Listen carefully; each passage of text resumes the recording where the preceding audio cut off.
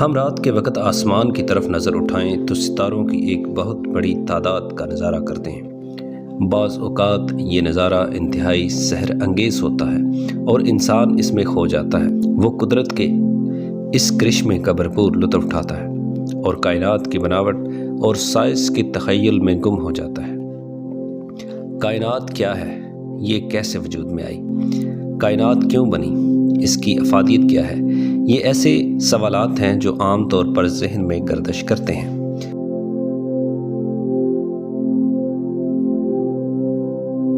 انسان ہمیشہ اس وسیع و عریض کائنات کے سربستہ رازوں سے پردہ اٹھانے کی تگ و دو میں رہا ہے۔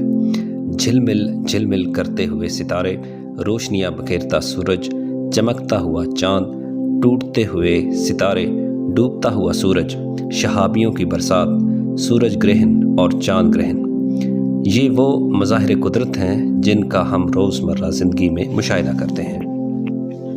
انسان کی حس تجسس ہمیشہ ان پوشیدہ رازوں کو جاننے اور سمجھنے میں لگی رہتی ہے۔ اسی تگدو میں وہ کسی حد تک کامیاب بھی ہوا ہے۔ کائنات کو جاننے کے لیے علم فلکیات میں کئی حیرت انگیز دریافتیں ہوئی ہیں جنہوں نے علم فلکیات میں ایک انقلاب برپا کیا ہے۔ دراصل کائنات کی پیدائش اور اس کے ارتقاء کا علم ہی فلکیات کی سائنس کی بنیاد ہے۔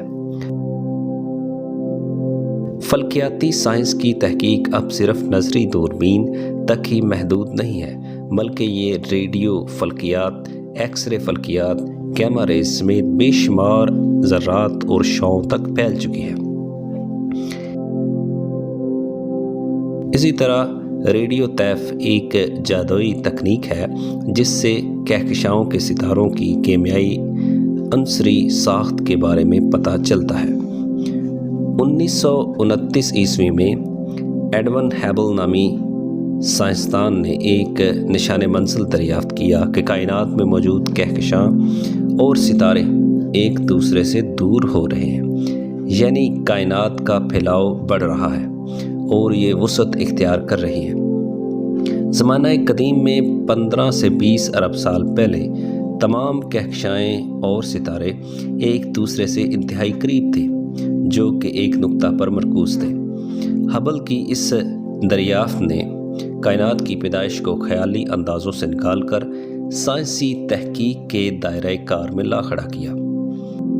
اسی طرح طبعی جغرافیہ کے علم کو سائنسی طریقہ کے مطابق پروان چڑھنے میں معاونت حاصل ہوئی۔ کائنات اس قدر وسیع و عریض ہے کہ اس کا درست اندازہ لگانا انسان کے لیے بس سے باہر ہے۔ اس میں بے شمار سیارے، ستارے اور دیگر اجرام فلکی رواں دواں ہیں۔ یہ اجرام فلکی ایک مرکز کے گرد گھوم رہے ہیں۔ ان کی رفتار اتنی تیز ہے کہ اس کا اندازہ نہیں لگایا جا سکتا۔